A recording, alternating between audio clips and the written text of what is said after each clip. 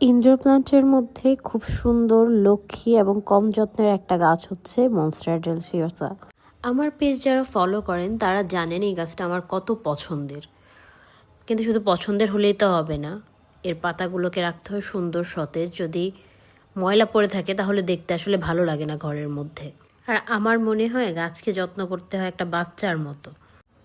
গাছের পাতা, মোটামুটি সব ইনডোর প্ল্যান্টেরই পাতা পরিষ্কার রাখার জন্য আপনাকে এভাবে সুতি কাপড় দিয়ে মুছে দিতে হবে রেগুলার।